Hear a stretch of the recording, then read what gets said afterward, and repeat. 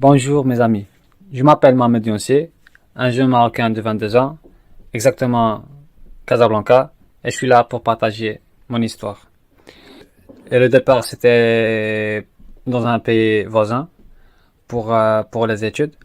Et quand je suis revenu au Maroc, j'ai détecté ma maladie fatale. C'était une maladie, un cancer du sang stade 4.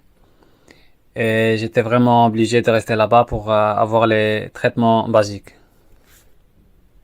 Et après une période, je suis revenu en Belgique. Et à la base, c'était vraiment pour deux raisons. La raison des moyens que j'ai vu, les moyens de la santé dans mon pays d'origine, malheureusement. Et la deuxième chose, pour continuer mes études quand j'aurai une situation et faire tout ce que je veux et travailler dans ce que je veux parce que j'ai. Donc même avec les effets secondaires que j'avais, j'étais obligé de travailler dans ce qu'il y a, pas dans ce que je veux. Et vraiment là, c'était vraiment le cauchemar quand j'avais l'esclavage, de travailler par exemple les bâtiments, la peinture. Et tout ça c'était interdit pour moi, mais c'était obligé pour se débrouiller. Ils m'ont payé 5 euros par heure, 6 euros par heure, 4 euros parfois par heure. Et plus que ça, c'était vraiment dans un stress de ouf. On vit dans un stress de ouf et sans aucun droit. Aucun droit humain. Et pas mal de fois, dans ma tête, je me dis, est-ce que je vais vivre tout le reste de ma vie ainsi?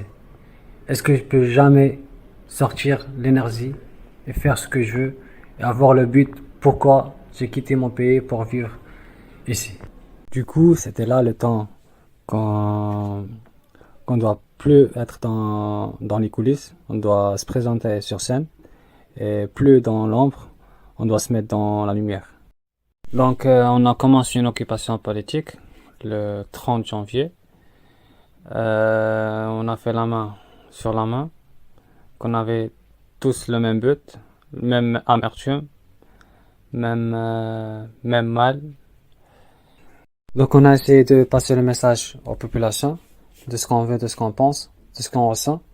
Après une longue période du 4 mois et quelques jours, des manifestations, parfois malheureusement on avait des arrestations sans aucun crime, aucun malfaiteur.